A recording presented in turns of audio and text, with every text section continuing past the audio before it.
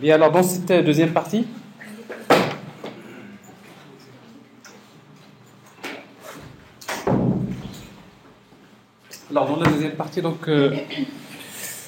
je vais vous montrer d'abord comment saisir une nouvelle entreprise, comment faire la validation des formulaires.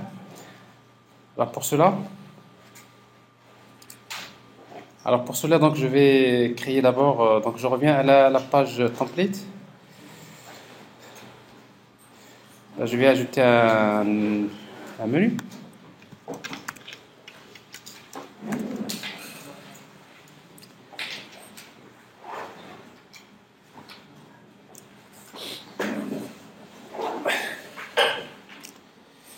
Bon, pour ajouter une nouvelle entreprise, donc par exemple, on va l'appeler CISI. CISI, je peux l'appeler comme je veux. Et après, donc je vais appeler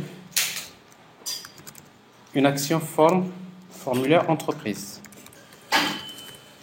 Bon, c'est-à-dire pour saisir une nouvelle entreprise. Alors, logiquement, dans le menu, donc je vais avoir un lien CISI qui va me ramener vers une autre page. Donc, je vais créer carrément une autre page. D'accord. D'abord, dans le formulaire, dans le contrôleur, donc j'ai besoin de créer une nouvelle action forme entreprise. Alors qui va retourner une nouvelle vue que je vais appeler forme entreprise. Forme entreprise. Pour HTML. Alors pour accéder à cette action, donc on va utiliser request mapping. Alors request mapping, on va utiliser toujours value égale slash forme entreprise. Forme entreprise. C'est bon? Le nom de la méthode forme entreprise. Voilà, entreprise. Alors en fait, ça vous le savez, en fait, la méthode, si vous voulez, donc le nom, vous pouvez lui donner n'importe quel nom. Le plus important, c'est request mapping. Donc je suis en train de faire un mapping entre l'URL et l'action à exécuter. Alors ici, donc j'ai besoin donc du modèle. Et après, tout ce que je vais faire, c'est qu'avant d'aller vers la page forme entreprise, dans le modèle, je vais stocker un attribut que je vais appeler entreprise, dont la valeur c'est new entreprise. Parce qu'en fait, j'ai besoin de saisir une nouvelle entreprise. Pourquoi? Tout simplement parce que j'ai besoin le formulaire généralement. Quand j'affiche un formulaire, il affiche les valeurs par défaut. Et les valeurs par défaut que je vais afficher dans le formulaire, c'est les valeurs par défaut que j'ai stockées dans cet objet entreprise. Alors maintenant, on va créer une nouvelle page. Ben, je vais prendre la même page entreprise.html, CTRL V. Je vais l'appeler forme entreprise.html. Alors, dans forme entreprise, qu'est-ce que je vais faire? Bon, je vais garder toujours le même style. Donc, je vais garder donc panel body, formulaire, tout ça, je le supprime. Je supprime le tableau. Et mais je garder tout simplement uniquement cette partie. Alors ici, donc ça, c'est le formulaire. Saisie d'une entreprise. Donc, saisie. Oui. Alors, saisie d'une entreprise. Saisie des données d'une entreprise, l'ajout d'une entreprise, etc. Bon, ajout d'une entreprise. Alors, pour saisir les données d'une entreprise, donc on va créer un formulaire. Alors maintenant, le formulaire, on va utiliser action égale. C'est une action. Donc, il va faire appel à une action que je vais appeler save. Save, par exemple, entreprise. Cette fois-ci, la méthode que je vais utiliser, c'est post. Et après, je vais créer un formulaire. Alors, la même chose, pour créer un formulaire style design bootstrap. Alors, c'est pas ça. Si je vais créer un div.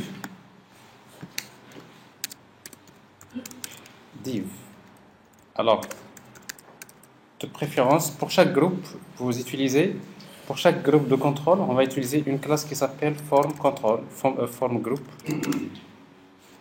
Form group, ça c'est Bootstrap. Et dans chaque form group, je vais créer un label.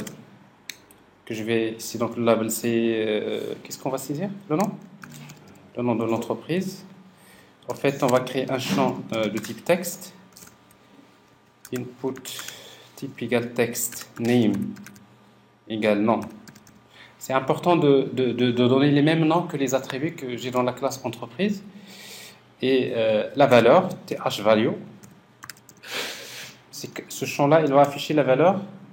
Sa valeur par défaut, c'est la valeur qui se trouve dans quoi? Dans l'objet entreprise que j'ai stocké dans le modèle. Et c'est quoi la valeur? C'est non. Bon, ça, c'est la valeur par défaut.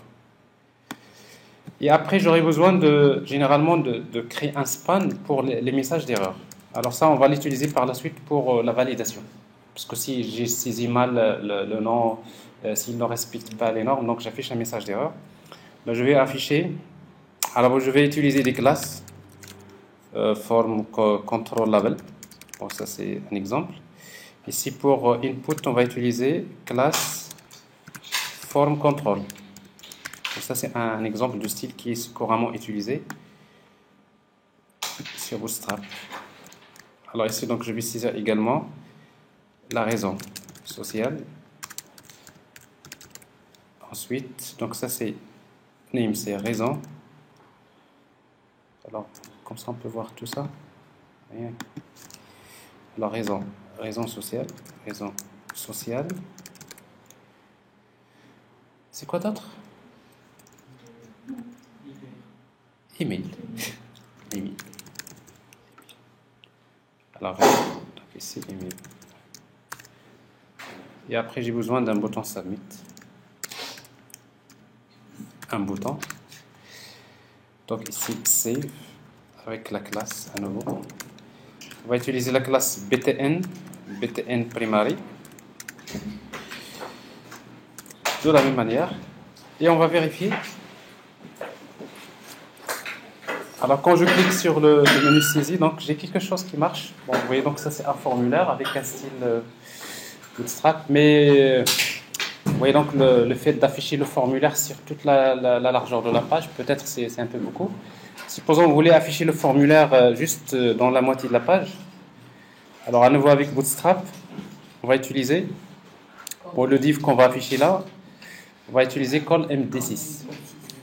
Alors, call MD6, alors ici donc j'ai un container, alors je vais créer carrément un autre div, classe. Alors en fait, Bootstrap, il divise une page en principe, il utilise une page à 12 colonnes. Pour lui, donc c'est 12 colonnes. Donc si vous mettez 6, c'est-à-dire c'est la moitié de l'écran. Alors ça c'est MD, c'est médium, pour un écran médium. C'est-à-dire pour un PC. Mais par exemple, pour une tablette, vous allez utiliser call small SM6 aussi.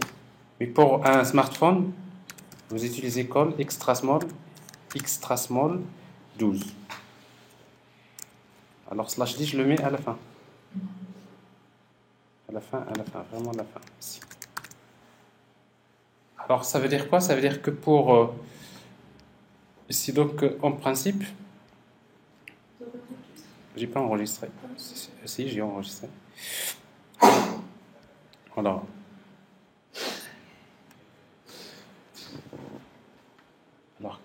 classe. Mais c'est normal. Regardez, ici, la seule chose qui s'affiche dans notre... la seule chose qui s'affiche dans le layout, c'est le div qui donc fragment égale content. Bon, ça veut dire ça, il n'est pas concerné. Oui. Donc il est en dehors du fragment qui va être inséré dans le layout. Ça veut dire que ce div-là, il faut le mettre à l'intérieur. Donc ilo/div, bon ça. Merci. Dimanche après-midi, après 15h, c'est. Non, mais écoutez, ce div-là, c'est pas la même chose que celui-là. C'est la même chose. Alors, voilà. C'est pour cela que ça n'a pas marché. Alors ici, donc, je vais avoir en principe le moitié. Alors, si c'est un smartphone, vous allez avoir ça. Vous voyez donc ici, donc, pour une petite taille, ça occupe en fait la largeur de toute la page. Mais vous voyez, tout à l'heure, on a utilisé Container Fluid. Bon, ça permet également d'adapter les menus. Bien sûr, il faut faire mieux que ça. Mais en tout cas, ça nous donne une idée. Alors, en tout cas, donc, quand je vais saisir des données,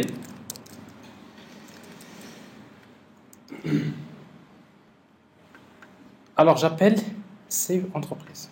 Alors maintenant, Save Entreprise, on va la faire rapidement. Contrôleur. Je fais encore un copier-coller. Save Entreprise. Save Entreprise. Donc je l'appelle Save. Alors en fait, l'entreprise, qu'est-ce qu'on va lire comme données? Dans le formulaire, on a saisi les données de l'entreprise. Donc pour ne pas récupérer champ par champ, il suffit de déclarer un objet de type entreprise. Entreprise E. Alors si vous avez entreprise E, ben, tout simplement, on va enregistrer l'entreprise avec entreprise repository .save directement l'entreprise E. Une fois que je l'enregistre, tout dépend de ce que je vais faire. Est-ce que je vais afficher une page de confirmation? Je vais vers une autre page. Ou tout simplement, je vais rediriger vers la page de recherche. Alors, pour rediriger vers la page, pour faire une redirection, on va utiliser redirect de /. Alors, ça veut dire que quand je termine l'enregistrement, je vais me rediriger vers voilà, la page qui s'appelle quoi? Entreprise, tout court. Ouais. C'est bien ça? Ah oui, redirect. Tout à fait. Alors, redirect. C'est bon? Voilà. Alors, on revient. Alors, nous avons les entreprises, ils sont là. En principe, ça c'est les entreprises, n'est-ce pas? Ça c'est saisi. Je vais saisir une entreprise. La raison sociale, quand même, on va saisir des données qui sont un peu plus logiques. Alors, la BMC. Alors, ça. BMC. Gmail.com. Save. Alors, a priori, ça marche, mais si je regarde le dernier enregistrement, je vois qu'il est ajouté. Alors, bien sûr, si je cherche BM tout court, ben c'est quelque chose, n'est-ce pas? Alors, je saisis une autre entreprise, Société Générale. Alors, ici, donc, raison sociale anonyme, et Société Générale, SG. Je les mets comme ça marche. Alors, on a donc ici, donc je cherche la page, il est là. Alors, seul problème maintenant, c'est que même si je ne saisis rien, hop, il va l'enregistrer. Donc, on n'a fait aucune validation. Alors, maintenant, on va faire la validation côté serveur.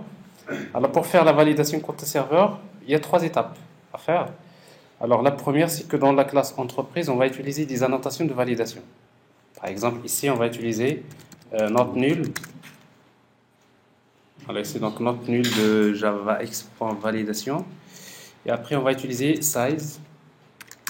Par exemple, le nom de l'entreprise, je devrais avoir minimum de caractères égal, par exemple, 5. Alors, on va dire 3. Quand même. On a utilisé la première entreprise qu'on avait créée et il y avait 4. Ben, on va dire 2. SG. Mais c'est pas grave. De toute façon, on va gêner. Minimum 2, maximum. Par exemple, max égale. Allez, on va dire 20. On ne va pas dépasser 20 caractères.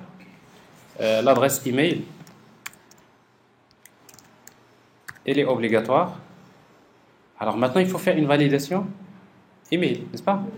Bon, alors normalement, il faut chercher une annotation qui permet de faire la validation de email. Bon, ça c'est une validation de Hibernate. Il y a plein d'annotations. Je laisse email, on va voir ce que ça va donner.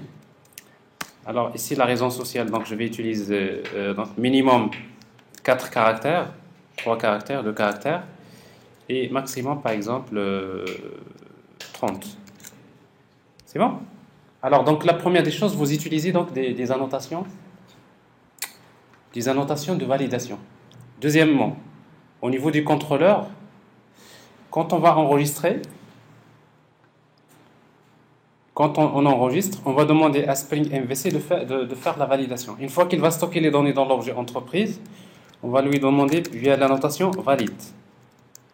Bon, cette annotation valide, c'est pour lui demander, une fois qu'il stocke les données dans l'entreprise, tu vérifies avec les annotations, est-ce que les données respectent ce que j'avais prévu. Alors, s'il y a des messages d'erreur, il va stocker des messages d'erreur dans une collection qui s'appelle binding result. Alors, cette collection, il faut la déclarer. Comme ça. Binding result. Je n'arrive jamais à comprendre pourquoi. À chaque fois, surtout pour binding result, à chaque fois que j'écris binding result, il écrit binding result. À chaque fois, je me dis, voilà, je vais voir préparer pourquoi il fait ça. Binding result. Alors pourquoi en fait on va déclarer un objet de type binding result? Parce que Spring MVC, on va lui dire, tu vas faire la validation, mais s'il y a des erreurs, tu me les stockes dans cette collection. Parce que moi, ici, avant d'enregistrer, je dois faire un test. If binding result.has errors, s'il y a des erreurs. S'il y a des erreurs de validation, ça ne sert à rien de faire save. Qu'est-ce que je vais faire? Je vais retourner vers le formulaire. C'est-à-dire, je vais utiliser ici return for entreprise. Donc, il revient. Donc, ça veut dire, il ne va pas enregistrer s'il y a les erreurs. Donc, il revient vers le formulaire pour afficher les erreurs. Alors, maintenant, comment afficher les erreurs dans le formulaire? Au niveau du span, il suffit d'utiliser th errors. Errors. Bon, on va lui demander d'afficher l'erreur. C'est entreprise. C'est bien écrit? Entreprise point nom. Ça veut dire que tu me regardes dans la collection des erreurs. Stimulif, il va regarder dans la binding result. S'il y a une erreur qui concerne le nom, le champ nom, il va l'afficher. Après, on va utiliser une en rouge. Classe, on va utiliser text danger par exemple. C'est du rouge, un peu pas très rouge, mais je fais la même chose pour les autres. Ici, donc, je vais afficher l'erreur, cette fois-ci pour la raison sociale. Ici, ça, raison sociale. Et là, je fais la même chose pour afficher le message d'erreur pour l'adresse email. Alors, email.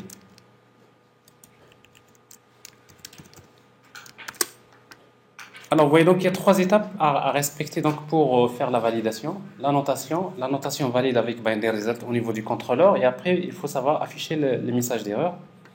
Alors, si vous faites ça, bon, alors si vous enregistrez, vous allez avoir des trucs comme ça. Vous voyez, donc la taille doit être entre 2 et 20.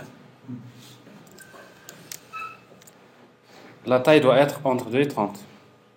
Bon, l'adresse email, apparemment, la notation qu'on avait utilisée n'a pas été considérée. Bon, je vais voir ce qui se passe. Alors ici, donc, je vais utiliser une entreprise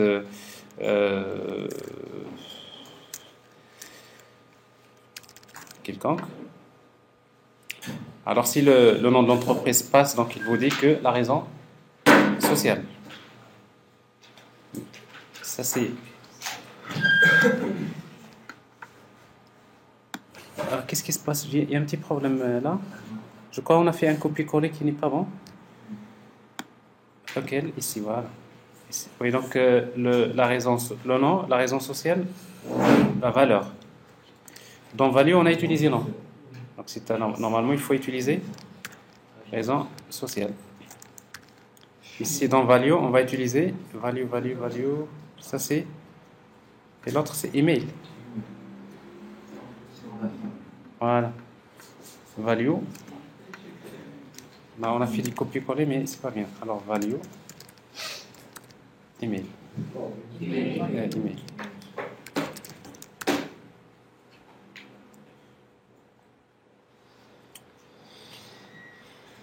Alors, je saisis l'entreprise. La raison sociale n'est pas bonne. La raison sociale est bonne. Ça passe. Alors, ça veut dire que l'adresse email n'a pas été pris en considération. Donc l'annotation, elle n'est pas... Parce qu'en fait, il y a beaucoup de... Il y a beaucoup d'annotations qu'il faut utiliser dans les validations. Si vous avez remarqué ici, donc j'ai utilisé une annotation email de Hibernate. Hein? Vous voyez, annotation email de Hibernate. Mais en fait, il existe d'autres moyens. Alors, je ne vais pas trop. Alors,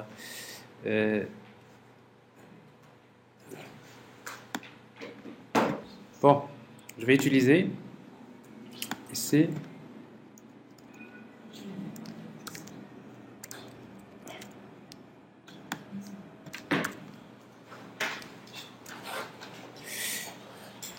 Alors, il faut qu'on passe à la suite, donc je ne vais pas rester sur cette partie-là. Donc, size, même chose, minimum 6, maximum 33. Alors, ici, donc, en principe, vous trouverez donc toutes les annotations de validation possibles dans les annotations de validation d'identité.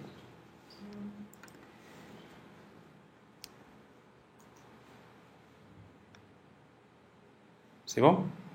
Vous avez compris? Presque.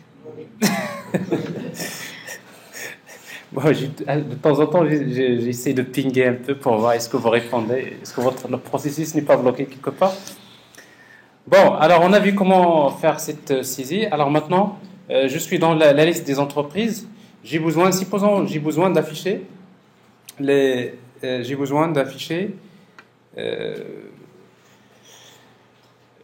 taxes d'une entreprise. N'est-ce pas? Les taxes d'une entreprise. Ça veut dire que, en principe, j'ai besoin, une fois que je clique sur le lien, afficher les taxes de l'entreprise. Je suis dans la page entreprise.html. Ici, donc, j'affiche les emails. Bon, je vais ajouter ici un lien hypertexte, les taxes, dans lequel href, j'appelle encore / taxe. Mais il ne faut pas oublier d'utiliser l'expression de TeamLeaf. Alors ici, donc, je ne vais pas afficher email. Ici, donc, c'est TD. Bon. Mais pour quelle entreprise? Les taxes d'une entreprise. Donc, je vais utiliser encore, entre parenthèses, le code de l'entreprise égale à quoi? Égale e.code. Alors ça, c'est juste pour ajouter quelque chose d'intéressant. Vous voyez, donc ici, donc, j'affiche les entreprises, c'est pas juste pour les afficher, mais je veux consulter les taxes de cette entreprise. Bon, quand je clique, je suis maintenant sur taxes avec le code. Alors maintenant, je vais afficher une autre action. Alors, dans le contrôleur, je vais ajouter une autre action.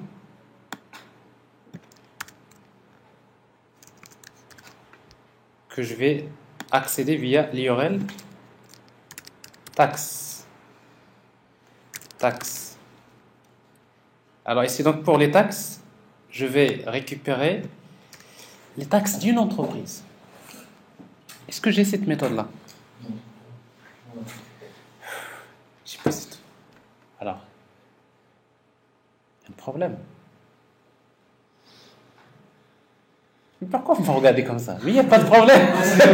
C'est Spring Data qui va le faire.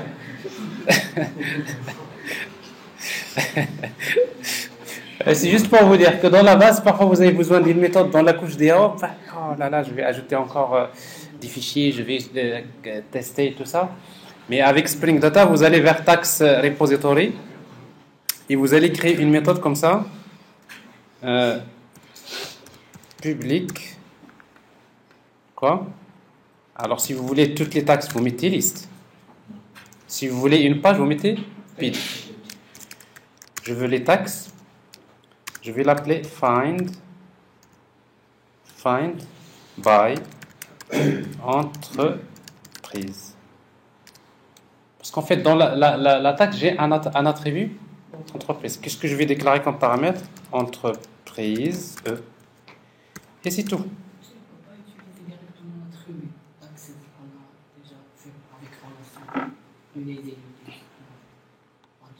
Si vous consultez une entreprise, il vous retournez les taxes de l'entreprise. Mais n'oubliez pas qu'on utilise le mode lazy. Et justement, je vais revenir tout à l'heure quand vous travaillez en mode lazy, à condition que vous restez dans la même transaction. Parce que si vous fermez la transaction, on ne peut plus. Donc, je vais revenir à ce petit problème tout à l'heure. J'espère que j'aurai le temps de traiter tout ça. C'est pas grave, c'est pas grave. Les menaces. Alors, est-ce que j'ai besoin ici d'ajouter query? La notation query? Non. Pourquoi? Parce que j'ai respecté la convention. C'est bon? Alors maintenant, mais si pour l'utiliser, on va regarder si ça va marcher. Alors, qu'est-ce que je récupère déjà ici dans notre cas, la taxe? On récupère le code de l'entreprise. Regardez, ici, on envoie comme paramètre quoi? Le code de l'entreprise. Donc ici, donc, je vais déclarer un paramètre long code. Donc, je connais le code de l'entreprise. OK? Alors, après, donc, j'ai besoin donc de récupérer une liste. Donc, je vais accéder au modèle. Modèle. Je vais ajouter un modèle, add un attribut. Comment il s'appelle l'attribut? On va l'appeler les taxes. Et c'est quoi la valeur? C'est tax repository. Est-ce que j'ai déclaré tax repository? Non, pas encore. Bon, ici, j'ai déclaré que entreprise repository. J'ai besoin d'utiliser tax repository. Tax repository. Voilà, tax repository. N'oubliez pas de faire l'injection des dépendances, sinon vous aurez null pointer exception. Sinon, il va la laisser nulle. Alors ici, qu'est-ce que je vais utiliser? Donc c'est tax repository, point. Je viens de créer une méthode qui s'appelle find by entreprise. Mais il faut que je lui donne une entreprise, n'est-ce pas? Alors pour lui donner un objet entreprise, mais avec le code. Donc en principe, new entreprise, je dois donner le code. Or, je n'ai pas un constructeur qui reçoit le code. Alors ici, donc, je suis obligé de faire quelque chose comme ça. Je crée une entreprise E égale new entreprise, d'abord. Et après, je vais utiliser E point. C'est quoi le code de cette entreprise? C'est le code. Ici, donc, j'arrive directement, je récupère les taxes de cette entreprise. C'est bon? Alors, a priori, ça marche. Après, je reviens vers la vue qui s'appelle les taxes. .html. Alors maintenant, les taxes.html, donc je vais essayer de faire quelque chose d'intéressant. Copier-coller. Entreprise.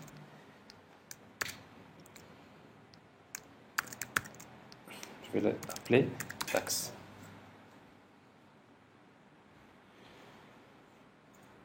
Alors ces taxes-là, c'est pareil, donc je vais faire presque la même chose. Si vous voulez, je vais garder le formulaire parce qu'après, on pourra toujours faire des recherches, etc. Je le laisse. Ici, donc, je vais créer...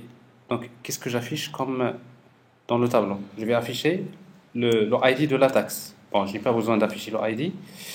Le titre de la taxe. J'ai besoin d'afficher la date de la taxe. Et j'ai besoin d'afficher le montant. Mais surtout aussi, j'ai besoin d'afficher le type. N'est-ce pas? Parce qu'il y a deux types de taxes. Alors, je vais ajouter un TH ici.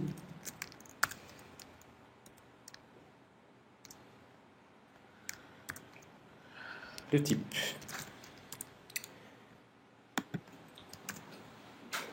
Alors maintenant, on va faire inbox dans le modèle. Comment il s'appelle la liste? La liste, il s'appelle taxe, tout court. Je vais faire une boucle sur les taxes. Et pour chaque taxe T, ici donc je vais afficher T.id, T.titre et T.date. Date, je l'ai appelé tout court date. Date création. Date taxe. On va voir celui qui a... Logiquement, je devrais avoir plus de réflexes que vous, mais c'est un dimanche. Alors, ils sont où les entités? Ils sont là. Taxe. Donc, ID, date taxe et montant. Alors, date taxe, ici, on va mettre T.montant. Et après, on va afficher également le type. Point quoi? Pour afficher le type. Il y a un problème. Est-ce que dans taxe, nous avons un attribut type? N'est-ce pas? On n'a pas d'attribut type. Alors, on a deux types. Soit c'est une classe, IR. Alors, comment savoir le nom de la classe de l'objet? Alors, vous utilisez dans Java, vous appelez classe. Généralement, quand vous mettez un objet point .getClass, il vous retourne la classe de l'objet. Qu'est-ce qui m'intéresse, moi, c'est le nom de la classe. Donc, je vais utiliser simple name. Donc, simple, le nom de la classe de l'objet. Il dit que donc vous avez le type de la taxe. Alors, on va regarder s'il va nous afficher quelque chose. Alors, je veux les taxes de cette entreprise R1. Ça marche. Alors, qu'est-ce que j'ai? J'ai le titre, j'ai la date, j'ai le montant et j'ai le type. Vous voyez, donc soit TVA, soit IR. Il vous reste qu'à ajouter un bouton payer la taxe. Il faut ajouter un attribut comme quoi est-ce que la taxe est réglée ou pas réglée, bon, etc. Donc, c'est peu importe. Mais ici, donc, je ne vais pas faire, en principe, ce formulaire, on ne va pas chercher sur la taxe. Mais supposons vous voulez créer une liste déroulante dans laquelle, une fois que je sélectionne l'entreprise, j'affiche les dates, par exemple. Alors, comment faire ça? Taxe contrôleur. Alors, d'abord, j'ai besoin, dans le modèle, je vais ajouter un attribut qui s'appelle entreprise. Dans lequel je vais afficher toutes les entreprises. En fait, je vais stocker toutes les entreprises avec entreprise repository.find all. Alors, c'est très simple. Je viens d'ajouter dans le modèle les entreprises. Maintenant, du moment que j'ai dans le modèle les entreprises, je vais les afficher dans une liste déroulante. Alors, ça veut dire que le formulaire que j'ai créé tout à l'heure, qui permet de mots-clés, ici, donc, au lieu de mots-clés, je vais mettre quoi? Les entreprises. OK? C'est un formulaire.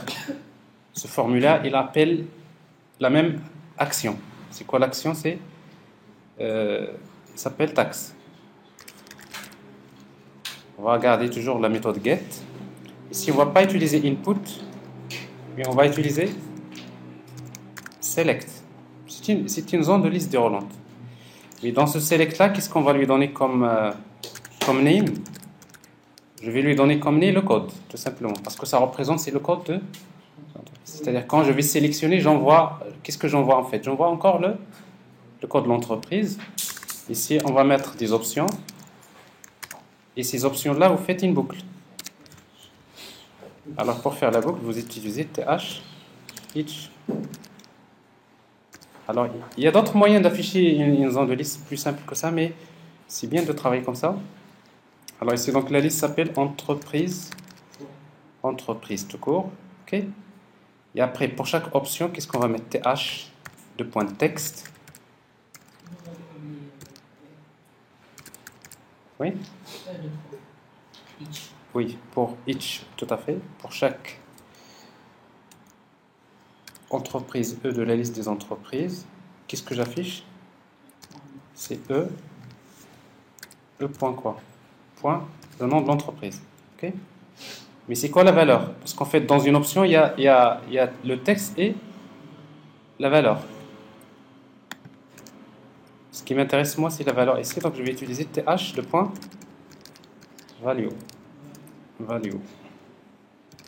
C'est quoi la valeur? C'est $.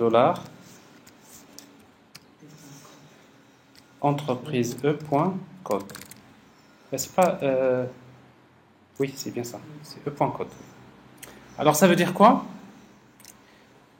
Ça veut dire que je vais avoir quelque chose comme ça, ici. Au lieu d'avoir ça, j'ai une liste. Le problème, c'est que toutes les entreprises ont le même nom. Mais c'est pas les mêmes entreprises, n'est-ce pas? Alors, allez, on va dire R1 la première. Quand je sélectionne, j'ai besoin d'afficher les taxes de cette entreprise. Alors maintenant, j'ai besoin de... bon, quand je clique sur normalement ça, ça va me donner... Alors si je sélectionne R2, ça marche. Mais les autres entreprises que j'ai créées, bon, AA, il n'y a pas de taxes. Il n'y a rien. Mais si vous regardez ici, vous mettez inspecter l'élément. Qu'est-ce que vous voyez là? Vous voyez donc select. Qu'est-ce que vous voyez? Option value, c'est quoi? C'est le code. Et le texte, c'est R1. C'est bon? Bon, c'est exprès que je vous ai ajouté cette partie-là. C'est juste comme ça, vous saurez comment j'ai réglé les listes déroulantes, parce que vous en aurez besoin. Rien que pour saisir, par exemple, une nouvelle taxe, il faut sélectionner. Donc, vous voyez donc ici, en principe, quand vous avez beaucoup d'entreprises, c'est pas assez pratique. Donc, c'est pas assez pratique de faire ça.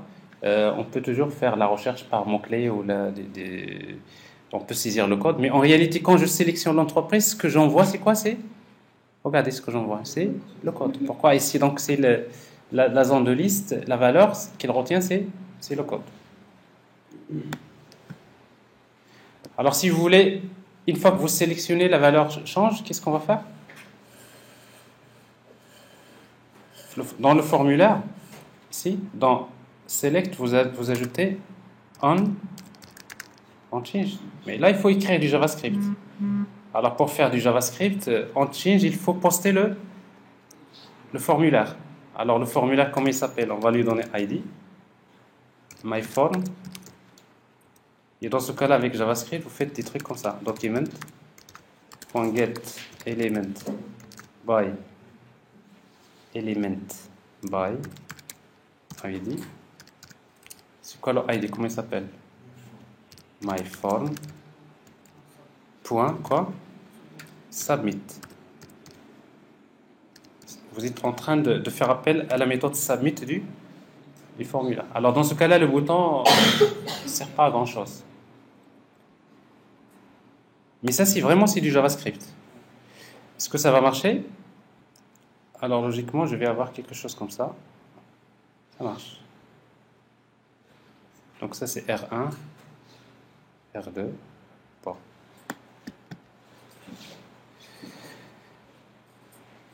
Alors, sauf qu'il y a un petit problème ici, c'est que, vous voyez ici, donc quand on sélectionne, on n'a pas fait attention tout à l'heure, ici, donc c'est l'entreprise R2, mais quand il m'affiche toujours R1. Normalement, il devrait m'afficher R2. C'est ça le problème de MVC côté serveur. À chaque fois, on recharge la totalité de la page. Alors ici, pour régler le problème, en principe, il faut mettre TH. On a déjà utilisé TH value.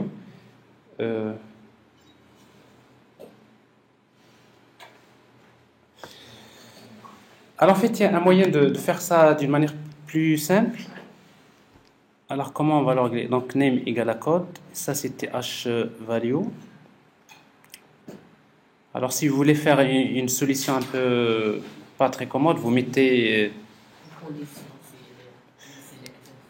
Bon, c'est juste dire que vous pouvez utiliser TH de point select. Ça veut dire qu'en fait, dans TeamLeaf, il y a des composants. Par exemple, vous voulez utiliser select, vous pouvez utiliser TH select. Si vous utilisez TH select, en principe, c'est pas comme ça. Il va pas, je crois qu'il va pas l'accepter, mais il faut voir. Bon, c'est pas un select de...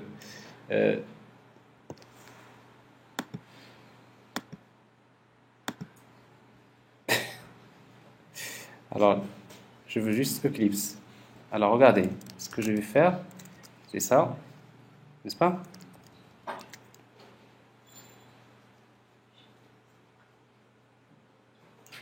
Select. J'ai raté quelque chose? Select.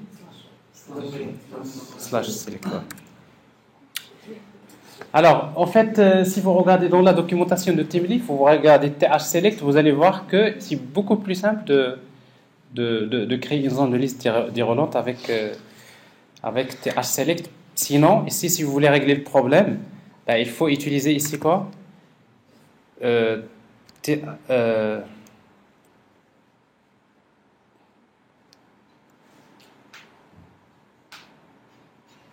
faut utiliser l'attribut selected, n'est-ce pas? Mais à une condition. Mais ça, c'est vraiment pas le, hein, c'est vraiment pas si vous voulez, c'est pas la meilleure solution que vous pouvez faire à ce niveau-là. Alors, vous voyez, donc même si ça marche ici, donc on aura besoin de régler ce petit problème. Alors, pour ne pas trop tarder, alors maintenant je vais passer à la partie Spring Security parce que il faut que je termine ça. Et après, donc, s'il me reste le temps, je reviens pour compléter cette partie-là. Et je vais vous montrer d'ailleurs l'occasion comment utiliser le H, c'est-à-dire d'autres composants de TeamLeaf pour faire ces éléments-là. C'est bon? On a compris un peu presque ce qui se passe là? Alors, j'ai les taxes, je cherche, je fais des choses, c'est très bien. Alors maintenant, je vais dire qu'en fait, cette application, elle ne devrait pas être accessible à tout le monde, donc je devrais passer par une authentification. Alors pour la partie donc sécurité, donc la première des choses, il faut activer Spring Sécurité. Alors on va le chercher, il est là.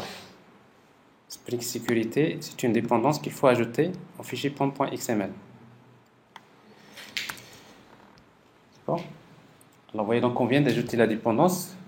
Qu'est-ce qui se passe si on redémarre l'application? On va redémarrer l'application.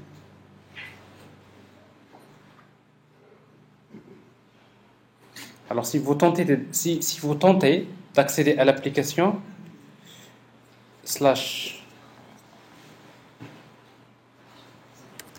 /entreprise, alors qu'est-ce que vous remarquez?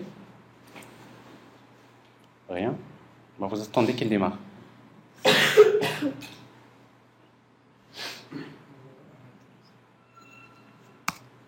Non, parce que le serveur est en train de redémarrer. Il est en train encore de faire sa cuisine comme il faut.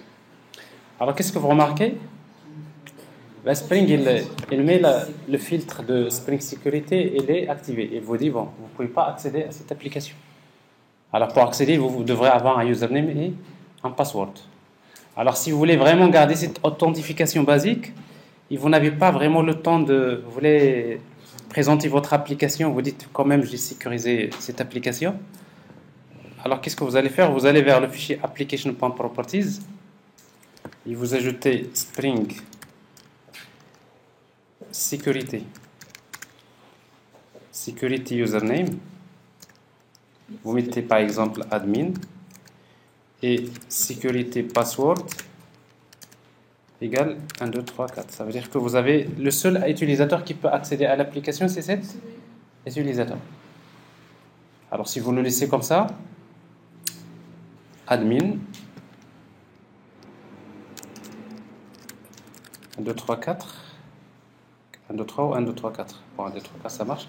Alors avec cet utilisateur, vous avez le droit d'accéder à l'application. Mais c'est vraiment ça, c'est l'authentification basique. Alors nous, on ne va pas laisser cette authentification basique, on va la personnaliser. Donc ça, je le mets commentaire, cette propriété-là. Alors pour personnaliser la partie Spring Security, on va créer une classe de configuration. Je vais créer une classe.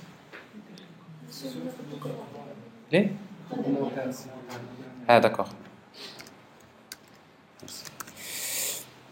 Alors je vais arrêter l'application et après je vais la redémarrer. Alors je vais créer une classe que je vais... Alors je la mets dans le bon package. Classe que je vais appeler security config. Alors ici donc je vais utiliser package sécurité. Alors pour personnaliser la configuration de Spring Sécurité, il faut créer une classe qui hérite de la classe Web Security Configure Adapter. Vous aurez besoin de définir, ça c'est une classe de configuration. Vous utilisez la notation configuration et vous utilisez enable Spring Security, Web Security. Après, vous allez redéfinir deux méthodes. La première méthode configure qui reçoit un objet Authentication Manager Builder et une méthode configure qui reçoit HTTP Security. Alors, vous voyez, jusque-là, ça c'est des copier-coller. J'ai rien développé en réalité, n'est-ce pas? Mais c'est juste, je sais ce que je veux faire. Alors maintenant, ici, je vais utiliser quels sont les utilisateurs qui ont le droit d'accéder. Je vais utiliser dans un premier temps in-memory authentication. Ça veut dire que je suppose que les utilisateurs sont en mémoire. On va vérifier. Et à la fin, on va utiliser une base de données. Alors, on va utiliser donc with the user. On va créer un utilisateur qu'on va appeler par exemple admin.password. Je vais créer un mot de passe 1, 2, 3. Point les rôles. Je lui donne les rôles. Alors, si vous voulez, pour ne pas faire le mélange entre les rôles et les utilisateurs, cet utilisateur, je l'appelle Hassan. C'est qui Hassan? Personne. El Hassan. Ouais. Alors, on va lui donner le rôle de admin et également le rôle user, par exemple. OK? Je vais ajouter un autre utilisateur, authentication.inMemory authentication.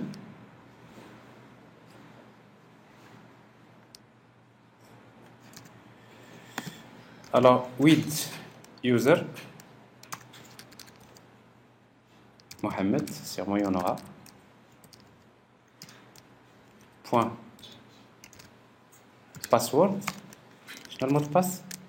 1, 2, 3, la même chose pour ne pas oublier. Et après ici, rôle, on va lui donner le rôle user. Alors nous avons deux utilisateurs que nous avons créés. Le premier, il a les deux rôles. L'autre, il a le rôle user. Alors maintenant, on va dire que ici, on va dire dans l'autre méthode, on va dire que http.form login, c'est-à-dire j'ai besoin d'un formulaire d'authentification. Ok? Ça c'est la première. Je n'ai même pas besoin de créer le formulaire d'authentification, je vais utiliser un formulaire qui est fourni par Spring Security. Ensuite, je vais lui dire http. Alors si vous voulez interdire toutes les requêtes, vous pouvez utiliser authorize request.anyrequest.authenticated. Alors ça veut dire quoi ça? Alors vous pouvez le comprendre facilement, ça veut dire que toutes les requêtes nécessitent une authentification. Alors je ne vais pas faire cette partie, c'est là, mais je vais lui dire tout simplement, je sais quelles sont les ressources que je veux, par exemple, protéger. Donc http.authorize request.intMatchers. Alors je vais utiliser, je sais que dans mon contrôleur, j'ai par exemple l'opération save. Save entreprise, normalement, il ne devrait être effectué que par l'administrateur. C'est l'administrateur qui a le droit de faire ça. Donc je vais utiliser save entreprise. C'est bien ça? Point has role. Alors quand vous dites has role, ça y est, ça veut dire qu'il doit être authentifié déjà. Avec un rôle. Quel rôle? Admin.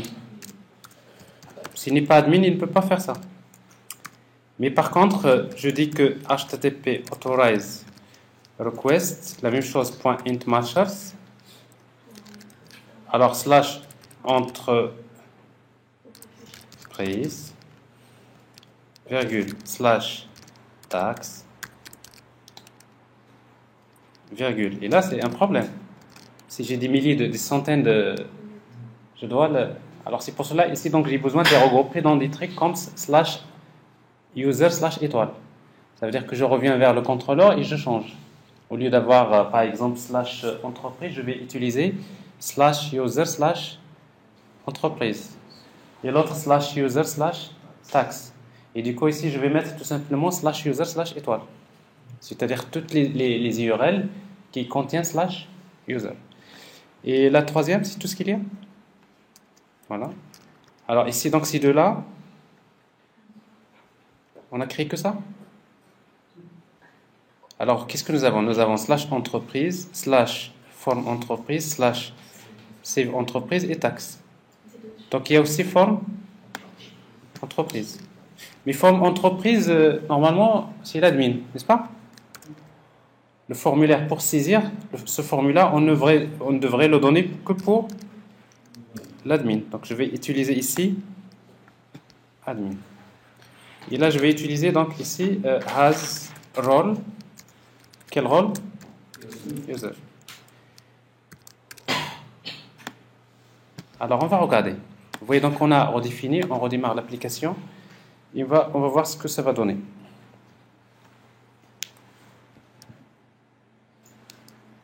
Si ça donne rien, c'est pas grave. Alors, en principe, ça devrait donner quelque chose. C'est 15 heures. On a encore le temps. Alors, en principe, nous venons de redéfinir la partie donc, de la sécurité.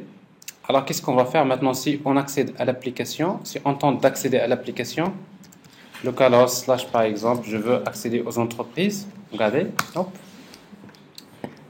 J'ai un formulaire. Cette fois-ci, donc, c'est un formulaire qui est fourni par Spring Security parce que je lui ai demandé d'utiliser un formulaire d'authentification. Alors, si l'utilisateur n'existe pas, bon, vous allez un truc comme ça. Ça, il le fait par défaut.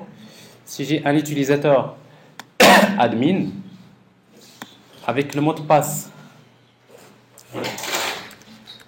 quel mot de passe qu'on avait utilisé? 1, 2, 3. Alors, si l'utilisateur existe, 1, 2, 3, Hassan. Bon, admin n'existe pas. Hassan. Merci. Alors, 1, 2, 3, Hassan. Alors, Hassan, c'est un utilisateur qui existe, donc, hop, il a le droit d'accéder. Alors, cet utilisateur Hassan, alors l'utilisateur Hassan, il a le droit donc de faire la recherche.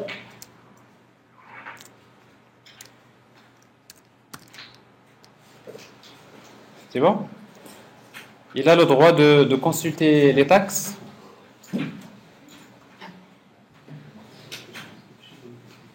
Il a le droit de saisir aussi une nouvelle entreprise.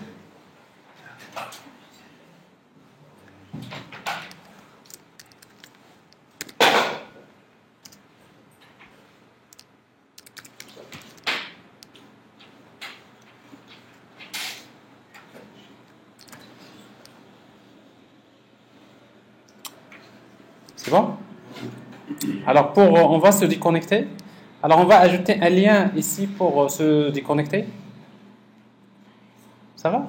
Vous avez un problème avec le disque dur, c'est ça?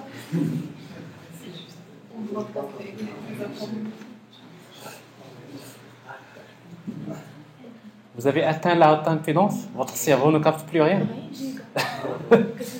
Vous captez encore? Oui, c'est parfait.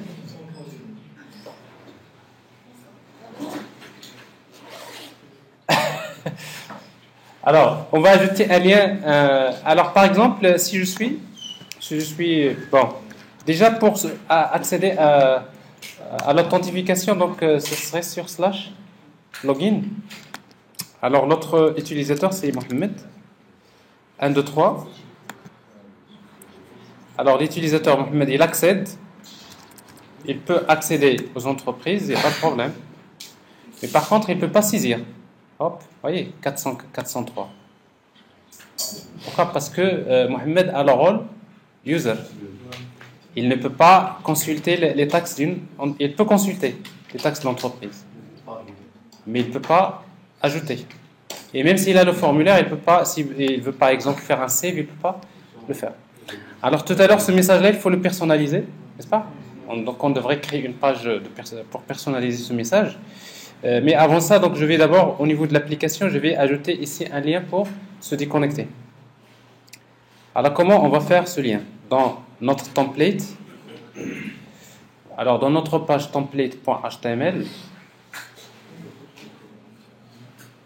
on va ajouter, bon, on a déjà les menus, ils sont là. Je vais ajouter un autre UL dans lequel je vais faire un EI. Pour ce UL, je vais utiliser la classe navbar, navbar,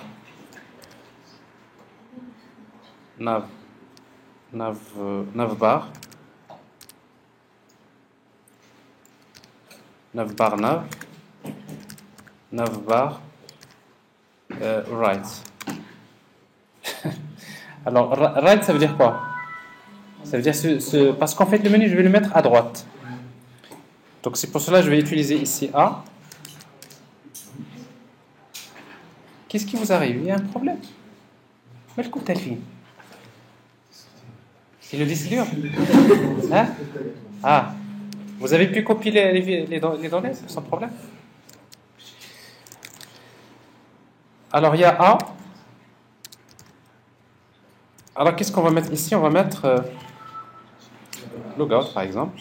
Et après on va utiliser th, href. Alors pour se déconnecter avec Spring Security, il faut utiliser /login, point d'interrogation, logout. Alors si vous dites Spring Security, ça il sait qu'il va fermer la session, il détruit la session, parce que là logout il détruit la session. Alors on peut vérifier tout à l'heure. Ici. Alors vous voyez donc notre menu il est tout à droite. Alors si vous voulez afficher le nom de l'utilisateur qui est authentifié, alors ici déjà bon. Vous voyez donc il n'y a pas de problème. Alors on a besoin d'une action par défaut, parce que ici quand vous mettez slash tout court, bon, il n'y a aucune action qu'on a utilisée. Donc on aura besoin de définir l'action par défaut tout à l'heure. Alors ici donc on va consulter les entreprises, donc il n'y a pas de problème. Alors si vous voulez afficher le nom de l'utilisateur dans la vue, ici, vous utilisez, au lieu de le message logout par exemple, vous utilisez th de point texte égal. Qu'est-ce qu'on va afficher? On va afficher $. Alors maintenant pour accéder, vous savez dans une servlette il y a l'objet request. Et à partir de l'objet request, je peux récupérer l'utilisateur authentifié. Vous utilisez request.getRemoteUser. Alors pour accéder à l'objet request avec TeamLeaf, vous utilisez dièse http servlet request. Alors si vous voyez ici l'intelligence, parce que j'ai installé un plugin de TeamLeaf.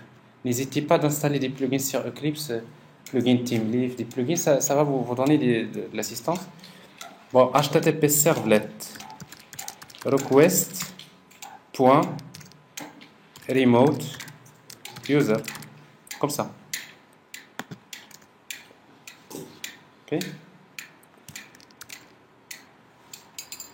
Alors si j'actualise, en fait ici je vais pas avoir le. Voilà ce que je vois ici, donc c'est l'utilisateur qui est authentifié. Mais quand je clique dessus, je suis déconnecté, parce que là le lien c'est pour se déconnecter. Alors je change l'utilisateur Mohamed. Alors la même chose, donc j'ai besoin de régler ça. C'est pas login, c'est slash entreprise. Alors pourquoi c'est Hassan?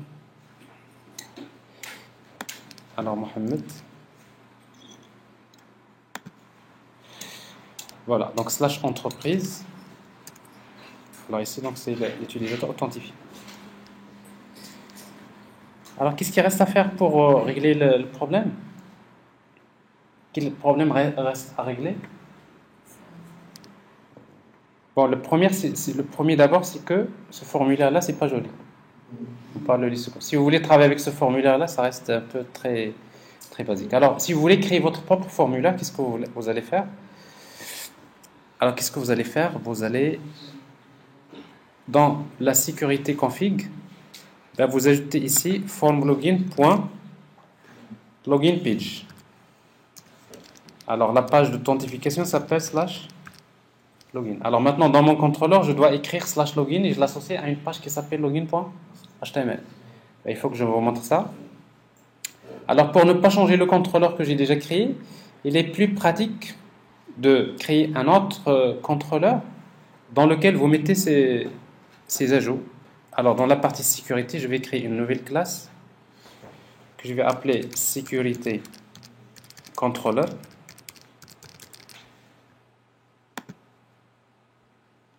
Alors, dans laquelle je vais utiliser la notation controller.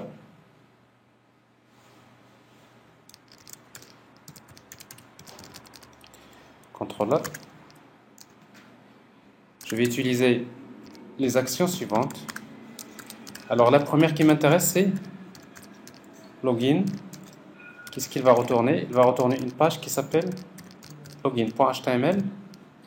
Et après, je vais utiliser request mapping.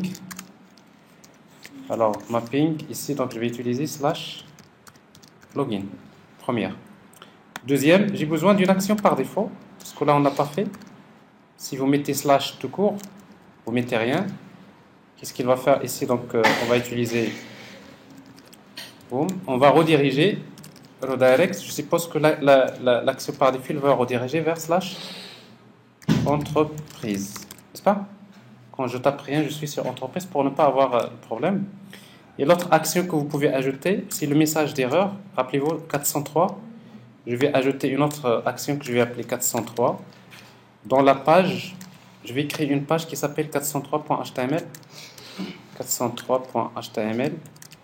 Ici, donc, c'est access denied, par exemple. Alors ça, c'est un contrôleur que je viens d'ajouter. Maintenant, il me faut créer ces actions. D'abord, login.html. Alors, pour login.html, c'est une page. Je vais prendre la page entreprise.html. Je vais l'appeler login.html.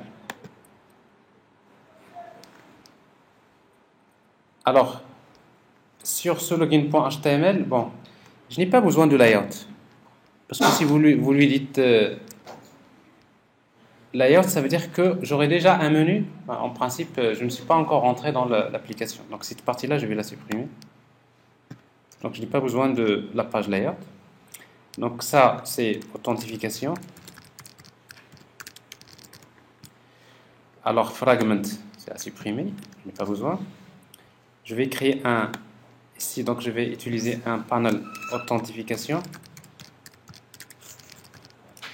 Dans la partie body, je vais supprimer tout ça. Dans body, il y a un div en plus. C'est bon? Alors dans body, on va créer notre formulaire. Alors logiquement, ce formulaire, il doit respecter trois choses. La première, c'est th action égale, il faut absolument, obligatoirement, faire appel à /login. Parce que là, il faut faire appel à Spring sécurité. Deuxième, il faut que la méthode, obligatoirement, ça doit être post. Et après, par la suite, vous mettez ce que vous voulez.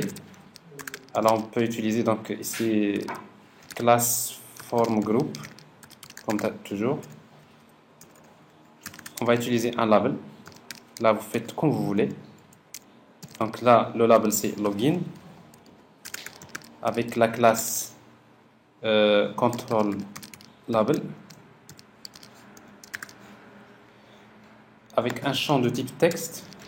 Input type égal texte. Name. Obligatoirement, il faut l'appeler username. Obligatoire. Parce qu'on fait Spring Security quand il récupère les données. Pour lui, ce champ devrait s'appeler username. Je fais la même chose pour password.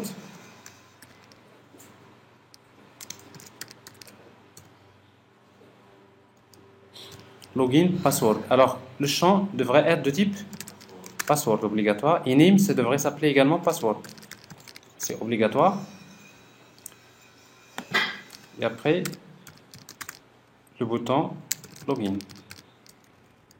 Et après, vous pouvez utiliser ce que vous voulez, comme classe btn et btn primary, par exemple. Alors ça, c'est le formulaire d'authentification. Et si vous voulez qu'il occupe la moitié de l'écran, bon, si vous le laissez comme ça, vous allez avoir... Voilà. Alors, on va tester. Alors déjà, vous voyez que l'action par défaut, elle est là. Alors... Ah, mais c'est normal. CSS ma kinch. C'est pas? Voilà, donc CSS, pourquoi? Parce que maintenant, j'utilise plus la page template. Alors ça veut dire que si je veux lui ajouter CSS, je devrais... bon, je vais faire copier-coller dans ma page template. Ça, c'est link là. Je vais faire copier, je dois les ajouter également à login.html.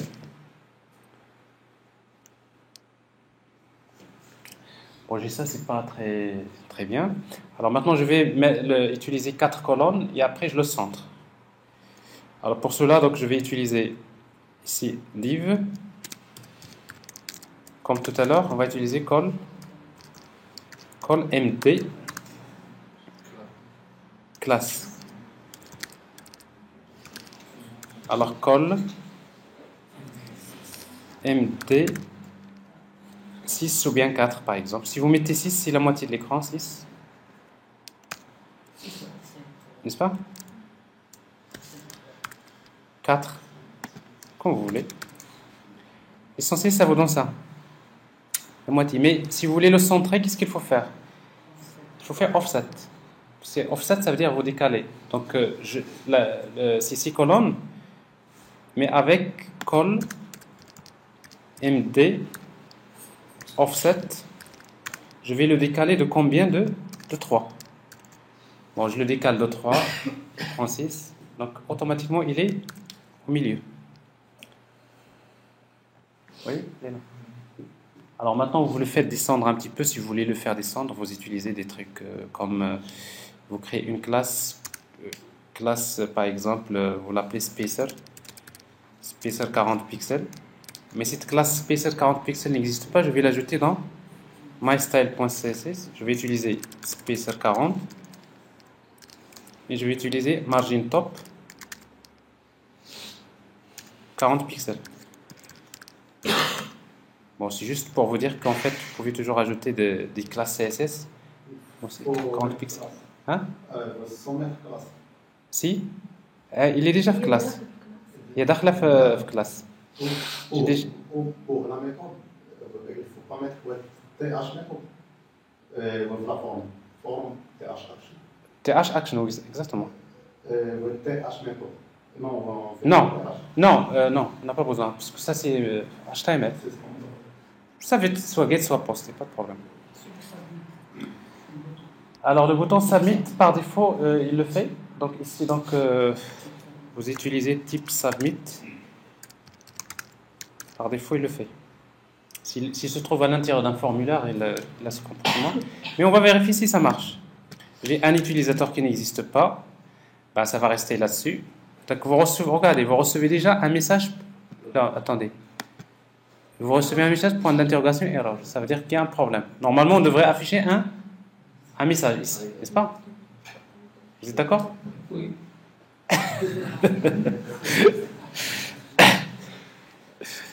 Il va très faible. Alors, si l'utilisateur existe, Hassan, ça veut dire que mon formulaire marche bien. Je me dis connect. Alors, Mohamed, ça marche. Alors, si je regarde ici, je suis déconnecté, j'ai logout. Alors, ici, pour afficher les messages d'erreur, pour l'astuce, c'est le suivant. Alors, dans le formulaire, par exemple, ici, à ce niveau-là, vous utilisez un div dans lequel vous affichez le message. Mais quand est-ce que vous affichez le message? Avec une condition, th de point if. If $params, param ou params, je ne me rappelle pas, params, point error, param point error. Alors, ça veut dire quoi? Ça veut dire que si parce que si je suis un utilisateur qui n'existe pas, regardez ici, j'ai un paramètre qui s'appelle error. Alors, si dans l'URL il y a un paramètre error, ben, je vais afficher donc l'utilisateur incorrect, n'est-ce pas? Utilisateur, username ou mot de passe incorrect. Username ou mot de passe incorrect. Mais je l'affiche en rouge. Alors je peux utiliser la classe TextExchanger si vous voulez. Et on va vérifier. Alors je saisis un mot de passe, plutôt un utilisateur qui n'existe pas. Ici, j'ai le message. N'est-ce pas? Alors après, vous l'affichez quelque part, mieux encore, quelque part ici en bas. Mais si l'utilisateur existe, quand je me dis connect, la même chose. Vous avez ici logout. On va afficher quand même un message comme quoi vous avez été déconnecté. Ben, je fais la même chose. Je fais copier. Ici, donc, je vais faire le test. C'est quoi? Logout. Très bien. Donc ici, vous avez été déconnecté. Déconnecté. Alors, je m'authentifie. Alors, quand je me déconnecte, vous avez le message, vous avez été déconnecté. Apparemment, ça va vite, n'est-ce pas? Alors, sauf que je sais que pour vous, c'est beaucoup de choses. Mais en principe, quand vous êtes à ce niveau-là, vous dites maintenant, ça a l'air d'être tout est simple, n'est-ce pas? Ben, c'est bien ça, utiliser l'expérience des autres. Mais je dois vous montrer quelque chose d'important. Bon, déjà, il faut qu'on règle le problème. Je suis Mohamed. Est-ce que je peux faire la saisie? Non. J'ai 400. Je n'ai pas le droit. Mais il nous faut la page 403. Mais il faut d'abord que je la spécifie dans Spring Security. Comment? Je vous l'ai montré tout à l'heure. Je dois écrire http://exceptionhandling.accessDNatePage. Alors pour accessDNatePage, je vais appeler 403, n'est-ce pas? Or, moi j'ai déjà créé l'action 403 qui est associée à la page 403.html. Vous voyez donc ici 403.html. Alors, 403.html, c'est quoi? Ben, je prends entreprise, je copie, je l'appelle 403.html. Et dans ce 403, je vais supprimer tout ça. J'ai un div, donc je vais mettre ici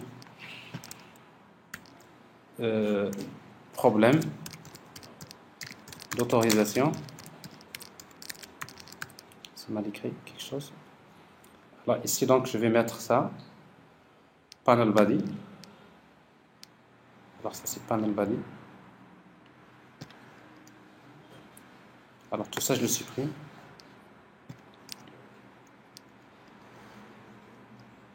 Donc ici, j'ai panel... Il y a un div qui manque? Oui. Alors de toute façon, s'il y a un div qui manque, TeamLeaf, il va vous signaler.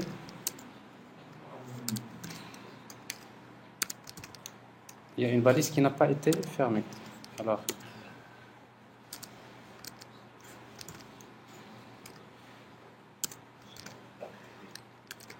/div. Alors après vous affichez donc avec le style classe égale texte danger ou bien span. Vous n'avez pas le droit d'accéder à cette ressource. Alors vous n'avez pas le droit d'accéder à cette ressource. Alors on va regarder si on a vraiment ça. Quand je suis Mohamed, je tente d'accéder. Vous voyez donc je suis là. Je n'ai plus 403, mais par contre j'ai une page. Vous n'avez pas le droit d'accéder à cette ressource. Alors pourquoi ça? Il y a internal error. Ah oui. Ici quand on clique sur taxe, on n'a pas fait attention. J'accède à taxe, mais normalement pour taxe il faut envoyer le code de l'entreprise, n'est-ce pas? Bon, ça veut dire que ici, ça ne devrait pas marcher. Au niveau du contrôleur, il fallait donner une valeur par défaut. Mais quelle valeur par défaut? Je crois qu'il y a un problème. Alors, vous donnez une valeur par défaut. Alors, moi, je vous montre ce qu'il faut faire. Vous utilisez request mapping. Request mapping. Name. Request mapping name égale à quoi?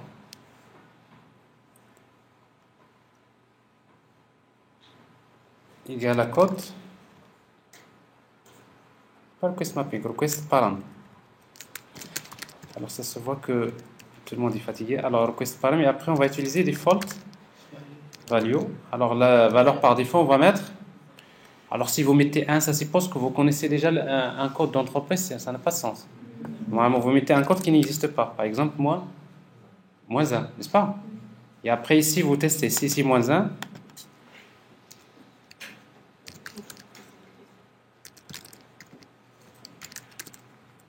c'est légal moins 1. Alors, dans ce cas-là, on va retourner directement vers, dans le modèle,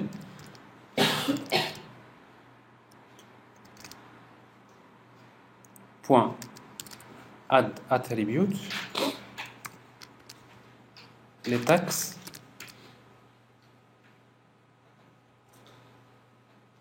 alors les taxes, qu'est-ce qu'on va mettre? On va mettre new array list. New array list de quoi? De taxes. Ça veut dire que je crée une liste vide, n'est-ce pas? Else,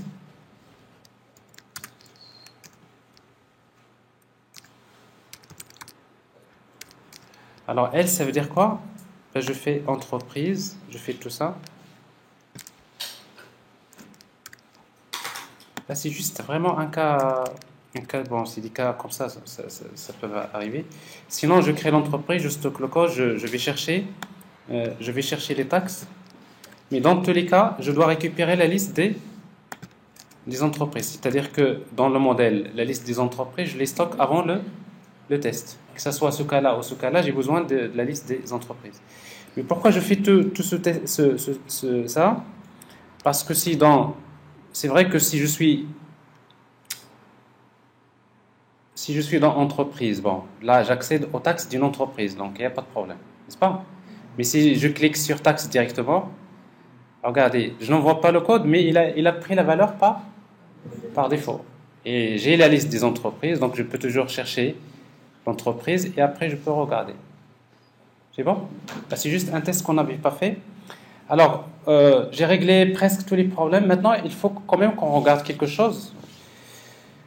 Regardez.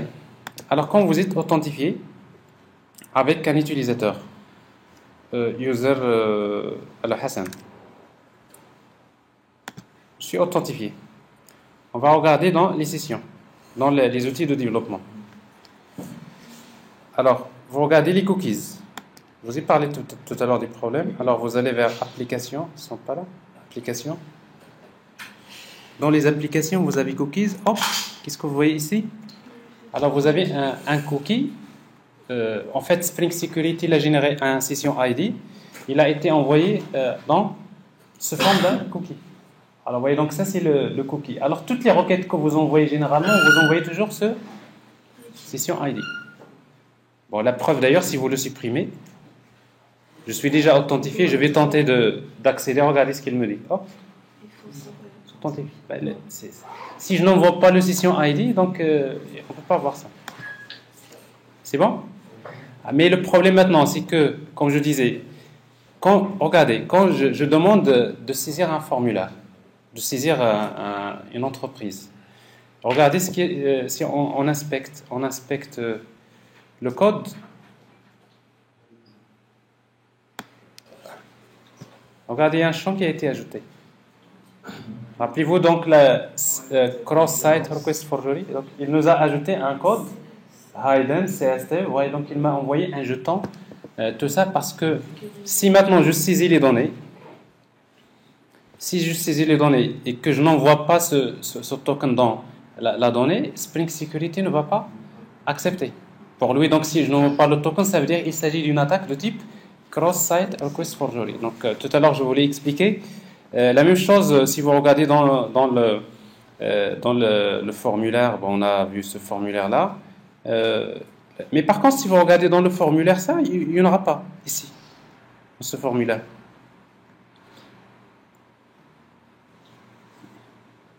Alors pourquoi? Parce que c'est GET. Alors uniquement pour les formulaires de type POST. Parce qu'on sait que GET, généralement, il est utilisé que pour la consultation. Alors, si vous mettez un formulaire POST, donc ça veut dire que les actions dangereuses, ajouter, supprimer, éditer, tout ça, vous utilisez POST. Bon, pour l'ajout, la mise à jour et la suppression, vous utilisez des actions de type post. Et comme ça, si par exemple, il y a quelqu'un qui vous envoie, je suis authentifié, il y a quelqu'un qui m'a envoyé un lien, je clique sur le lien, en principe, l'application n'accepte pas les requêtes venant d'un utilisateur qui ne dispose pas de ce token. Alors ça, c'est en fait, ça, c'est juste une remarque à noter sur cette partie Spring Sécurité. Alors, je voulais vous dire quelque chose d'autre, mais je viens d'oublier.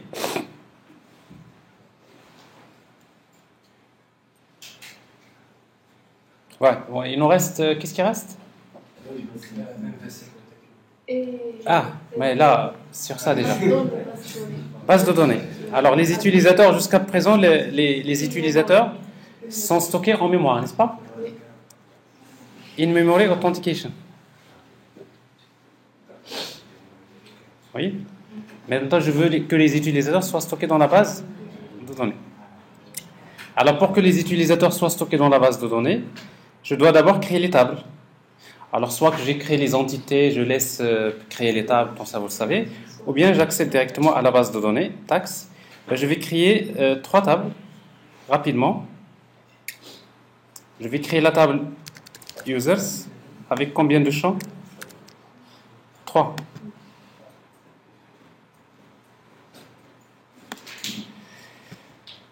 Alors, le premier, on va l'appeler username, de type varchar. Vous me suivez parce que je ne dois pas me tromper là-dessus. Alors, le nombre de caractères, c'est 20. Alors, ici, on va choisir que c'est une clé primaire, primary. OK. Le mot de passe. Donc, je vais l'appeler passe tout court. Varchar. Je vais utiliser... Alors, comme il sera crypté, encodé, vous utilisez un maximum. Vous utilisez 255. Parce que sinon, si vous mettez 30 ça, hein, quand vous l'encodez, hein, parfois vous perdez des valeurs. Voilà. Et après, l'autre champ, c'est active. Alors, active, il peut être... C'est un booléen, si vous voulez.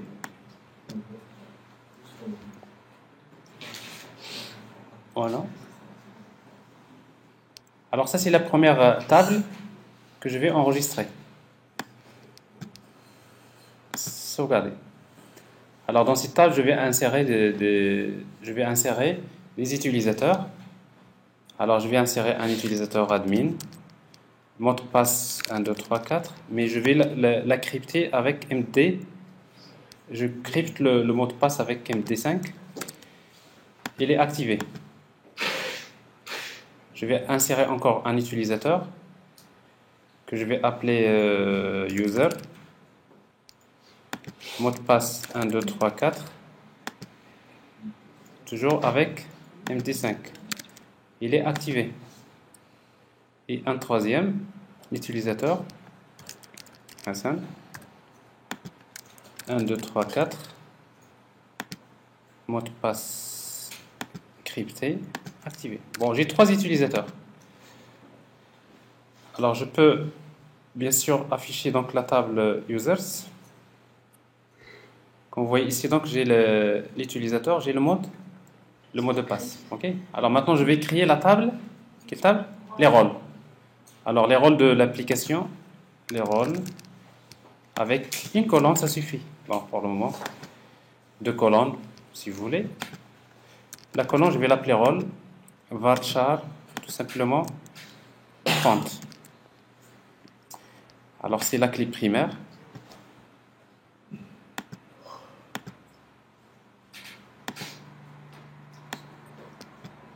Je l'enregistre. Alors, dans mon cas, donc, je vais insérer un rôle admin et un rôle user. J'ai 2 rôles dans cette table. Alors, vous voyez donc ici la table. Ici, j'ai le rôle admin et user. Alors, la troisième table que je vais créer, voilà, c'est la table d'association users underscore rôle avec deux colonnes. Alors, la première colonne, c'est username. Varchar, je vais utiliser J'ai utilisé tout à l'heure 20 sur username. Alors, et le rôle. J'ai utilisé combien? 30? C'est pas que vous êtes en haute impédance. Alors, ici, donc, je vais mettre clic primaire pour les deux. Parce que là, c'est une clé. C'est deux clés étrangères qui représentent la clé primaire. J'enregistre la table.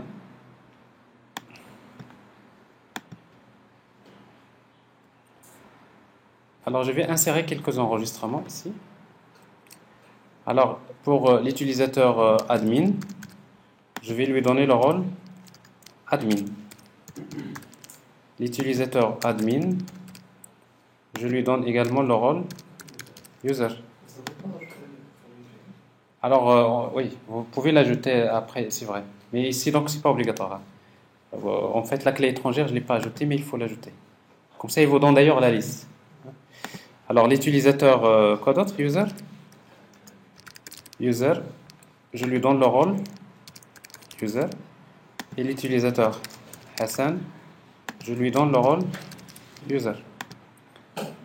Alors, je viens d'avoir ici, donc, dans la table,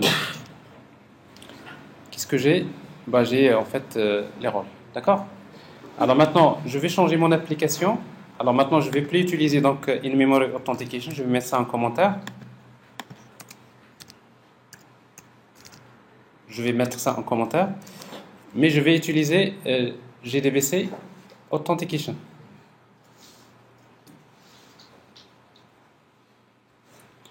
Alors, authentification.gdbc authentication. Alors maintenant, point quoi? D'abord, quel est le data source qu'on va utiliser?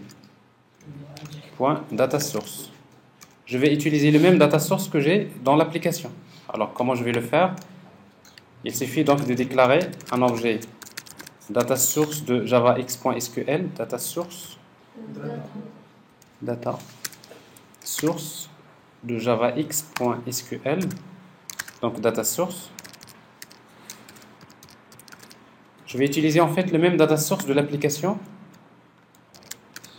Je demande à Spring de l'injecter. Hotwire. Donc je vais utiliser le même data source. Point users by username query. Alors maintenant, quelle est la requête que que Spring Security va exécuter pour savoir si l'utilisateur existe ou pas? Select. C'est une requête SQL. Select. From quelle table? Users. Mais qu'est-ce que je vais sélectionner de la table users? 3 colonnes. La première, c'est username. Exact, username as. Alors, en principe, pour Spring Security, cette colonne devrait s'appeler principal. Principal. Virgule. Passe tout court. As. Credential. Credentials. Virgule, la colonne active. From users, where username égale point d'interrogation. Ça, c'est la requête, c'est bon? Alors maintenant, quels sont les rôles? Alors, on va utiliser authorities by username query. Alors, les rôles maintenant. Pour récupérer les rôles, il va exécuter la requête select, la colonne username as principal, virgule, rôle as rôle, from, cette fois-ci la table, users role, c'est pas si clair, comme ça, et après where, username égale point d'interrogation. C'est bon? Alors maintenant, on va dire que d'ajouter un préfixe, role préfixe. Alors par défaut, le préfixe qu'il ajoute au rôle, c'est role underscore. C'est bon? Rôle préfixe et après point password encoder. Alors on va lui dire quand même qu'il doit utiliser encoder le mot de passe avec MD5, donc on va utiliser new MD. 5 password encoder. Bon, ça je vous l'ai montré tout à l'heure, donc c'est la même chose, vous le faites une fois, une deuxième fois, après ça devient des copier-coller. Et on peut vérifier. Est-ce que maintenant on arrive à accéder à l'application?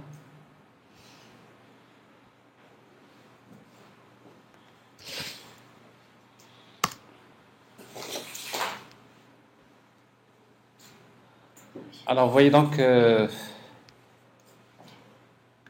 parce qu'on avait un session ID. Normalement, quand vous faites des changements comme ça, il faudrait redémarrer. Parce qu'en fait, DevTools, il ne redémarre pas toute la config. Hein, quand vous changez dans un fichier, par exemple, de configuration, il vaudrait mieux redémarrer l'application. Comme ça, vous êtes sûr qu'il a pris tout ce que vous avez modifié en considération.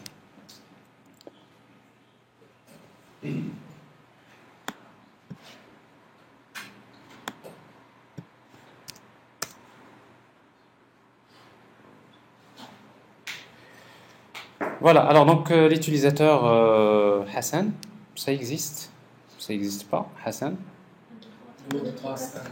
1, 2, 3, 4. Alors maintenant, Hassan, il va le chercher dans la base de données, ça existe. Mais Hassan n'a pas le droit, il a le rôle user. Alors, logiquement, il n'a pas le droit d'accéder. Alors, j'ai un utilisateur admin avec le mot de passe 1, 2, 3, 4 qui a le droit d'accéder, il a le droit de faire les opérations.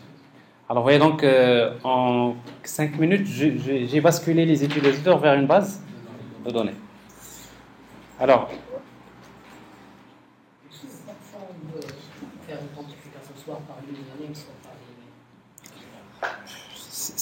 alors ici donc, username ou email, alors il faut juste faire attention parce que là c'est l'authentification basée sur une session. C'est ce qui se fait dans les applications web classiques. Mais il y a d'autres types d'authentification qu'il faut voir si vous travaillez avec MVC côté client, parce que ça c'est toujours MVC côté serveur. Vous pouvez bien toujours travailler avec session ID, mais il y a un type d'authentification qui s'appelle... Alors il faut le voir parce que c'est important pour les applications mobiles, les applications web généralement, qui utilisent MVC côté client. Ça s'appelle JSON Web Token. Ça c'est à voir. JWT comme ça. Alors en fait, JSON Web Token, c'est pour les API, quand vous travaillez avec une application, Single Page Application, comme une application mobile, vous pouvez bien utiliser donc l'authentification basée par session ID, mais il y a un mécanisme qui est beaucoup plus souple, qui permet de s'authentifier à partir d'un autre serveur. Par exemple, je m'authentifie à partir d'un serveur qui va me donner un token, et c'est avec ce token que je peux consulter plusieurs applications. Donc ça, c'est une autre manière un peu de voir les systèmes distribués d'une manière générale. Mais ça, bon, je ne vais pas parler de ça aujourd'hui. Alors, il reste encore quelques parties donc, sur Spring Security, notamment dans une vue. Quand vous êtes admin, il y a des choses que vous voulez afficher, mais quand vous êtes user, il y a des choses que vous devrez masquer. Ben, il dit quoi donc dans la vue, avec TeamLeaf, vous dites toujours une condition, que ça, je vais l'afficher uniquement si le rôle est admin. Ou bien cette partie, je l'affiche si le rôle est user. Alors, juste pour terminer, parce qu'en fait, il faut qu'on termine. Donc, en principe, si vous voulez, par exemple, consulter la liste vous voulez consulter la liste des sociétés en format JSON, c'est-à-dire vous voulez créer une API RESTful. Parce que ça, déjà, c'est MVC côté serveur. Alors, je crois que le temps qui reste ne va pas me permettre de détailler sur la partie MVC côté client. Mais par contre, si vous voulez, par exemple, développer, supposons que votre projet, c'est une application web ou une application mobile. Vous voulez créer une application mobile qui permet de consulter la liste des entreprises. Alors, c'est très simple. Dans un projet, on a créé un contrôleur, on va créer un autre contrôleur. On va créer je vais l'appeler tax rest controller. Tax rest controller. C'est un contrôleur, c'est un service web RESTful. Alors, pour créer un service REST avec Spring MVC, il suffit d'utiliser la notation REST controller. Bon, à la place de controller, vous utilisez REST controller. C'est bon? REST controller. Et après, on a besoin encore de entreprise repository.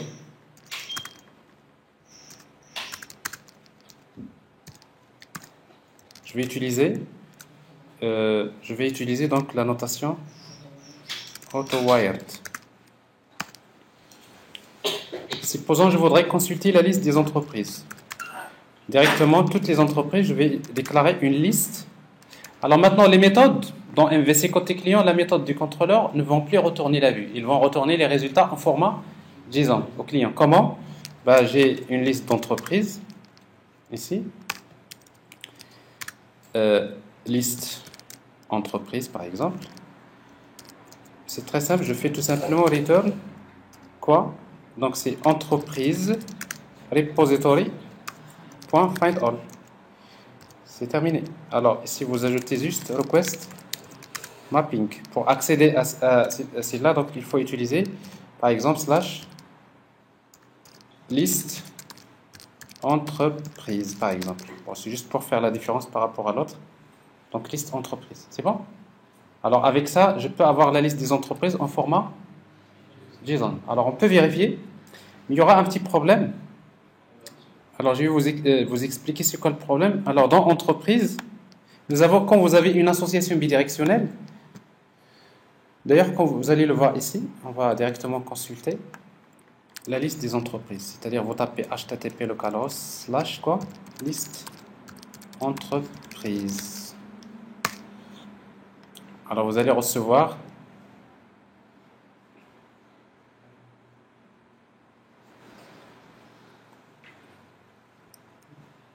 il n'y a rien déjà parce qu'on n'a pas démarré le serveur. J'ai arrêté le serveur tout à l'heure. En fait, je ne vais pas faire ce test-là. Pourquoi? Parce qu'il va planter la machine. Enfin, il risque de planter la machine. Alors, pourquoi il risque de planter la machine? Regardez. J'ai la classe entreprise. La classe entreprise, il contient une liste, une collection de taxes. Alors, quand il va convertir une entreprise en format JSON, dans l'objet JSON, on va trouver le code, le nom, email, la raison sociale, mais il va vers la liste des taxes. C'est-à-dire il va également convertir les taxes de cette entreprise. Alors regardez, maintenant il arrive à la taxe. Pour chaque taxe de l'entreprise, vous voyez donc ce que je voulais pas, il est déjà là. Parce que, oui, regardez. Regardez, il récupère des résultats, mais ça c'est une boucle infinie, regardez. Mais d'où vient cette boucle infinie en fait? Alors maintenant je vais quand même l'arrêter.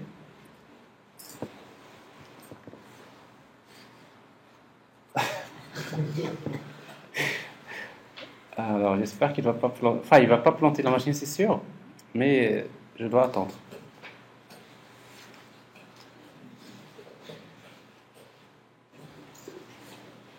Voilà, ça s'arrête. Enfin.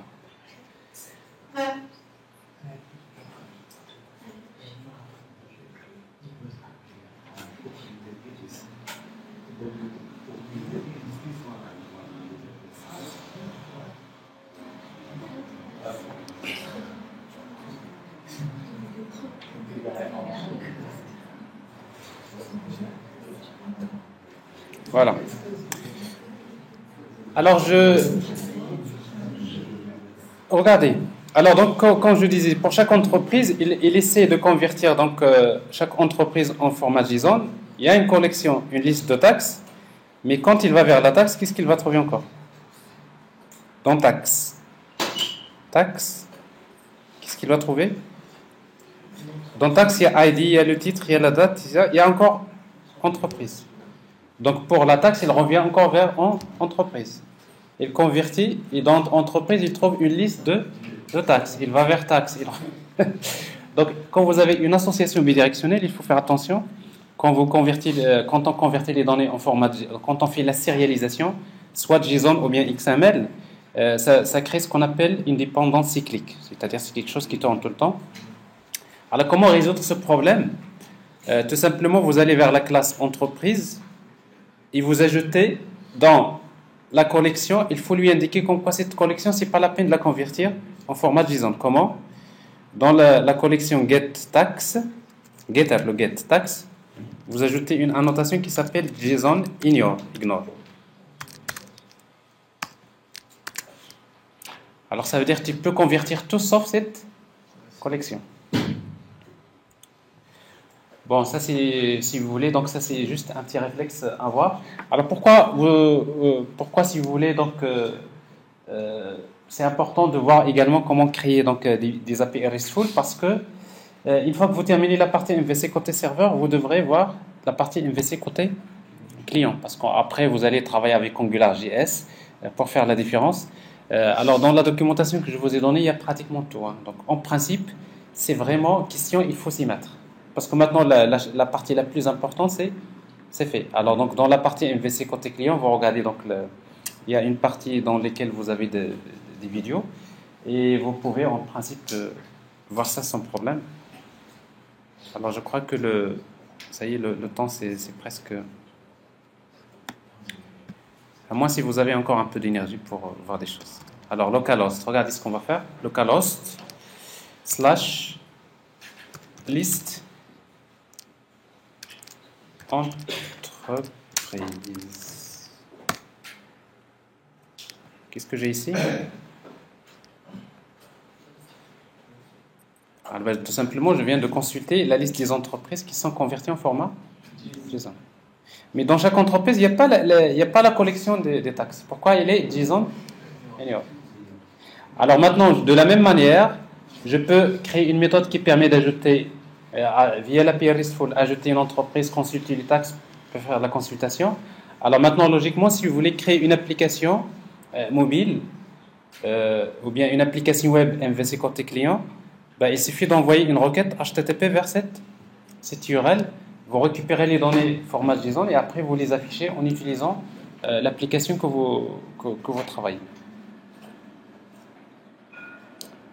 C'est bon? On s'arrête à ce niveau-là? Zidou Mazel?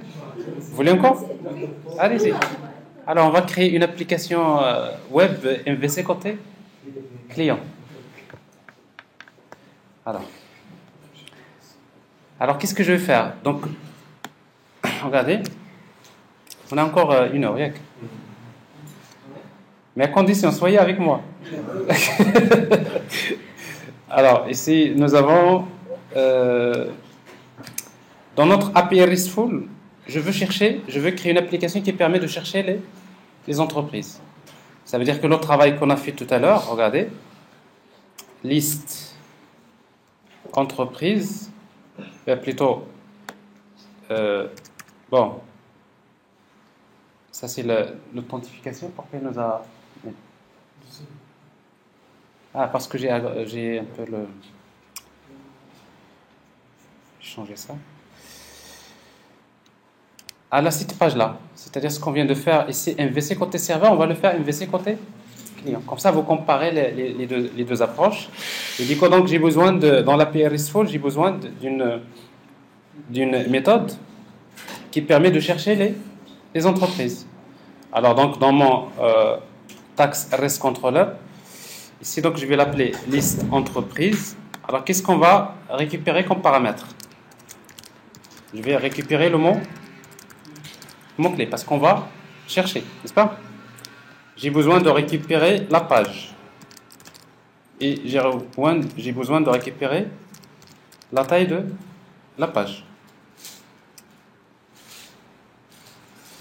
Alors, c'est toujours bien d'utiliser request param. Alors, le paramètre ici, on va l'appeler name égale mot-clé. Default value égale une chaîne vide.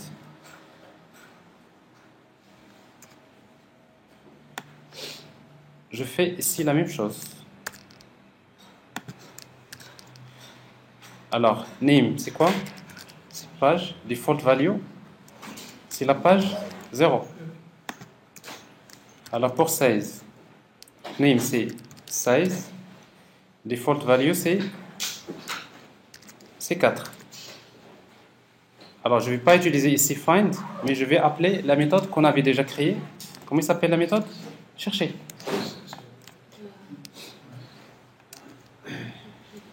Mais c'est une page, c'est pas une liste. Je vais retourner une page. Donc find, ou bien chercher. On va l'appeler chercher. Qu'est-ce qu'on va donner comme paramètre? Le mot-clé. Donc ça c'est le mot-clé. Si vous voulez donc précéder par un pourcentage avant et un pourcentage après. Ici qu'est-ce qu'on va mettre? New page request. Est-ce que vous êtes en vie? Oui. Alors, j'ai l'impression que vous êtes en train de décrocher. Alors, ici page et size. Vous voyez donc ici, donc ça c'est une API RESTful. C'est un REST controller. Alors si je veux le tester, bon j'appelle tout simplement HTTP, en fait localhost 8080. Il ne me donne pas. 8080/list. HTTPS. Non. Oui, c'est pas bien. Liste entreprise. Alors si je mets rien, regardez ce qu'il me retourne. Il me retourne une page. Bon, regardez, c'est une page cette fois-ci. Mais cette page contient content. Content, c'est quoi? C'est un tableau qui contient les entreprises. Mais après, il me retourne également, par exemple, total pages. Il m'indique comme quoi le nombre total de pages. Il m'indique d'autres informations. Tout ça, c'est une page de produit. Alors, par exemple, si je demande, je veux la page 1, and size égale à 3, ben, il me donne donc, ça c'est la page 1 et j'ai que 3. Donc l'essentiel c'est que côté serveur, mon travail est terminé. Donc vous voyez, donc quand vous faites MVC côté client, il n'y a pas de team leaf. Vous créez la couche DAO et vous créez le service RESTful. Alors, donc ça c'est le travail de celui qui travaille en back-end. C'est la partie back-end, c'est terminé. Maintenant, qu'est-ce qui reste? La partie front. Alors la partie front, si c'est une application web, vous allez utiliser AngularJS. Si c'est une application mobile, alors tout dépend, est-ce que vous travaillez avec Android ou bien des applications hybrides avec Ionic. Donc il suffit de voir comment envoyer une requête vers ce service et de récupérer les données. Alors on va voir maintenant avec AngularJS comment faire l'application. Et comme ça vous-même vous allez comparer. Alors pour travailler avec AngularJS, donc j'ai besoin tout d'abord du framework AngularJS. Alors pour le récupérer, il y a un fichier Angular min.js. Il faut le télécharger, bon, il faut le chercher. Alors moi ce que je vais faire, donc je vais le chercher quelque part dans un projet. Donc Java J2E. Donc Spring en principe, on devrait avoir quelque chose ici. Catalogue. Est-ce que j'ai catalogue ici? Source, main, ressources, statique, il n'y a rien. Pas le bon.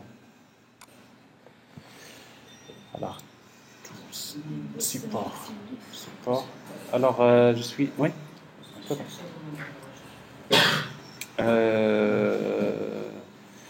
Projet gestion de compte, microservices, donc c'est pas ça.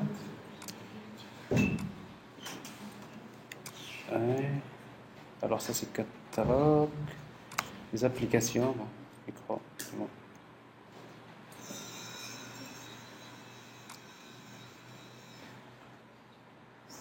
Alors je devrais avoir un exemple ici.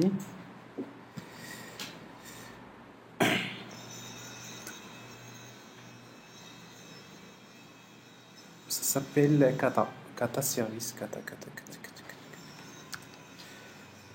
Kata Service, voilà. Alors je vais prendre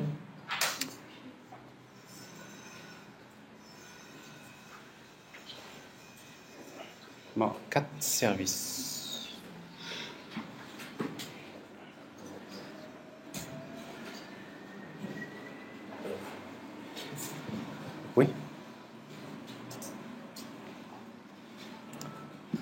il n'est pas là.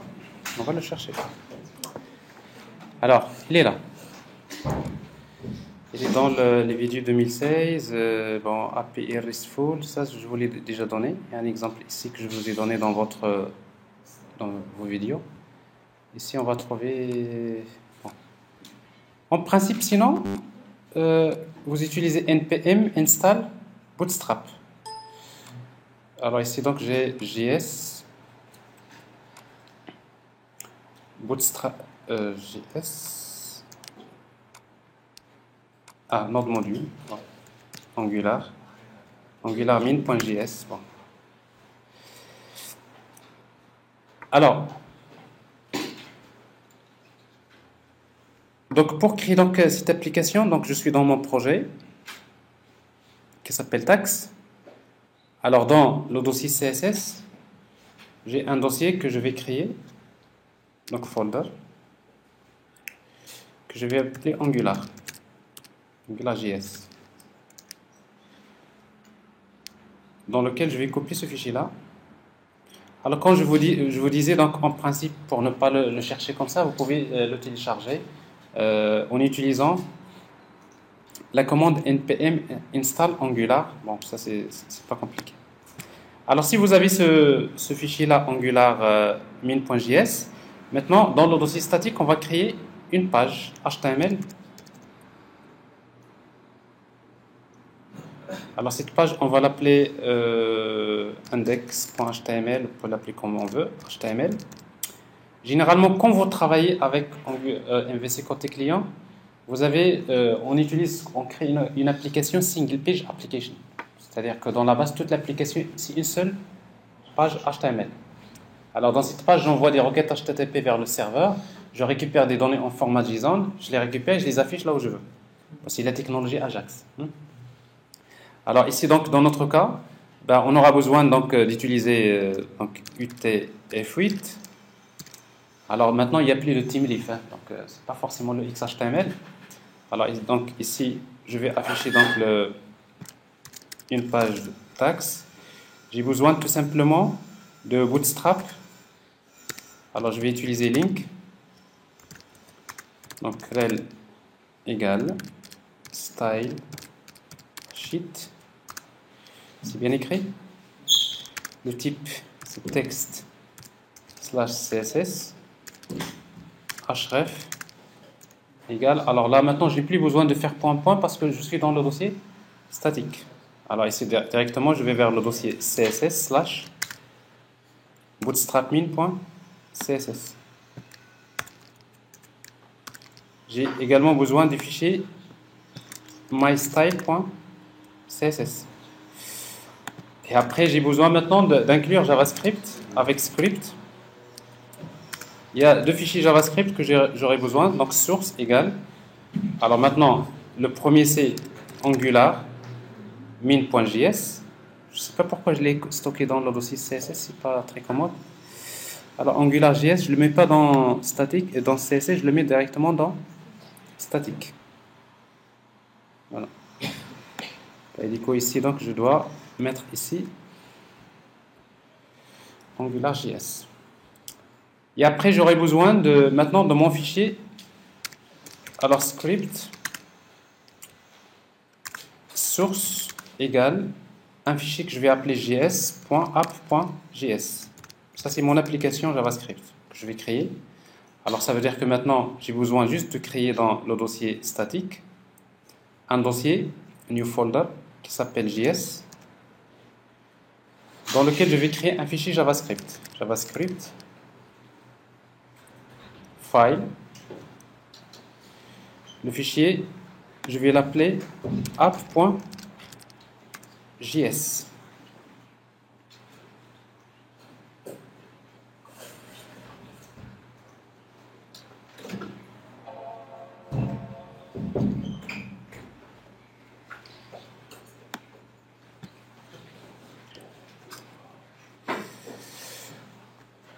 C'est bon?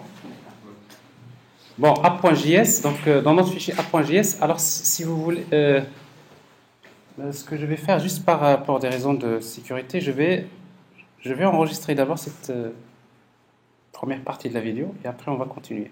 D'accord? Parce qu'on risque à un moment donné que ça bloque. On est déjà sur 2 heures. Alors juste